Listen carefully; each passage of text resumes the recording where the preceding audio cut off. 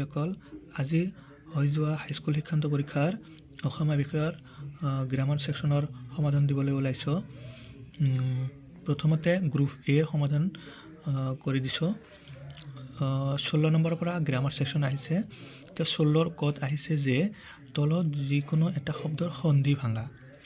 হিমালয়, এইটো আমি জানো যে হিমযুগ আলয়, দেৱৰ্ষি, দেৱযুগ ঋষি, দেৱৰ্ষি, সৎজন, সৎযুগজন, সৎজন।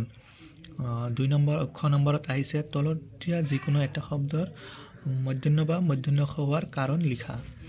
এটা তৃণ, সংস্কৃত মূল শব্দ হোৱাৰ বাবে আৰু মধ্যাহ্ন বৰ্ণ ব্যৱহাৰ হোৱাৰ বাবে মধ্যাহ্ন হৈছে। বিষণ্ণ,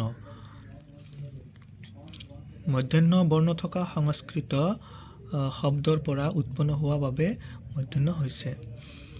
গ নম্বৰ, তলৰ যিকোনো এটা ব্যাস বাক্য সমাহৰ নাম লিখা। ধেনুখৰ, ধেনু আৰু খৰ, ধেনুখৰ। ইটাৰেটৰ দ্বন্দ্ব সমাস।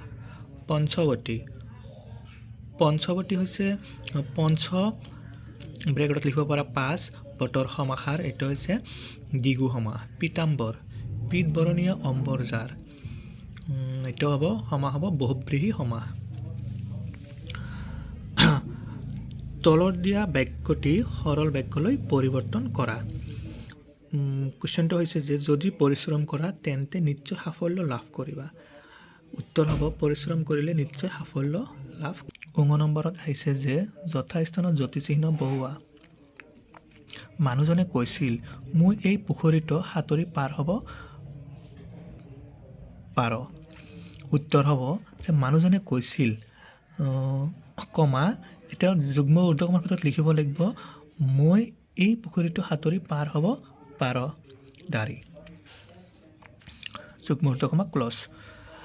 তলৰ যিকোনো এটা শব্দৰ বিপৰীত শব্দ লিখা।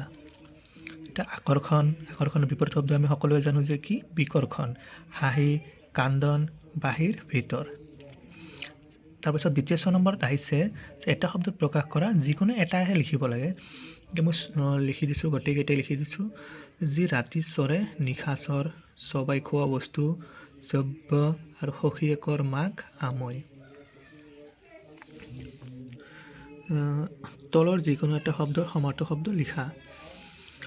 হাট, হাট বজাৰ, গছ বৃক্ষ, পুৰণি প্ৰাচীন। তাৰপিছত আহিছে যে তলত দিয়া যিকোনো এটা শব্দৰ প্ৰত্যয় ভাঙি দেখুওৱা। মগনীয়া, মাগ যোগ অনিয়া, মগনীয়া। লিখতা, লিখ যোগ অতা, লিখতা। ঘৰুৱা, ঘৰ যোগ উৱা, ঘৰুৱা। 9 নম্বৰত আহিছে যে তলৰ যিকোনো এটা শব্দ যিকোনো এটাৰ অৰ্থ প্ৰকাশ হোৱাকৈ এটি বাক্য ৰচনা কৰা। কি হৈছে থুনুক থানাক। থুনুক থানাক শব্দৰ অৰ্থ হৈছে বুজা নুবুজা। কেঁচুৱাটিৰ থুনুক থানাক মাতে সকলোকে মুগ্ধ কৰে। ইয়াত কেঁচুৱা অব্য হ'ব, একচুৱেলি লিখতে এইটো উঠা নাই। চকুৰ ভেকুলী, চকুৰ ভেকুলী মানে চুকত সোমাই থকা। আধুনিক যুগত চকুৰ ভেকুলী হৈ থকাটো বুদ্ধিমানৰ কাম নহয়। তাৰপিছত নেক্সট আহিছে ধদৰ বচলা। ধদৰ বচলা মানে এলেহুৱা আমি জানোৱে, সি এটা ধদৰ বচলা। এতিয়া গ্ৰুপ এৰ গ্ৰামাৰ ছেকশ্যন শেষ। এতিয়া আমি গ্ৰুপ বি লৈ আহিছোঁ। গ্ৰুপ বি 28 নম্বৰৰ পৰা আৰম্ভ হৈছে। 20 ক'ত আহিছে যে কি তলত দিয়া যিকোনো এটা শব্দৰ বিপৰীত শব্দ লিখা। উন্নতি, উন্নতি, অৱনতি, কলা, বগা। তলত দিয়া যিকোনো এটা শব্দৰ লিংগ লিখা, বিপৰীত লিংগ লিখিব দিছে। দৰা কইনা, ককা আইতা। তাৰপিছত গ নম্বৰত আহিছে কি তলত দিয়া যিকোনো এটা শব্দৰ সমাৰ্থক শব্দ লিখা। বিপদ আপদ, নবীন নতুন। খ নম্বৰত আহিছে যে কি অভি উপসৰ্গ ব্যৱহাৰ কৰি এটা বাক্য লিখা। অভি, মহাপুৰুষজনে সকলোৱে অভিনন্দন জনালে। খালী ঠাইত উপযুক্ত অনুসৰ্গ বহুৱা। এতিয়া অনুসৰ্গকেইটা জানিব লাগিব, অনুসৰ্গ কি কি আছিল। এতিয়া আহিছে যে কামটো যত্নৰে কৰিবা ডেছ। তেমাৰ নিৰ্দেশত হ'ব কি যে কামটো যত্নৰে কৰিবা দেই তলৰ বাক্যটি শুদ্ধকৈ লিখা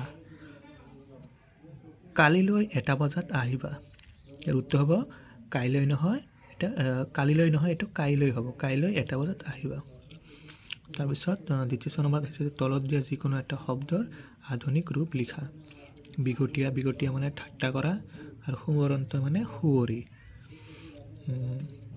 আজিৰ ভিডিঅ'টো এইখিনি আছিল ধন্যবাদ মৰমৰ ছাত্ৰ ছাত্ৰীসকল ভিডিঅ'টো কমপ্লিট চোৱাৰ বাবে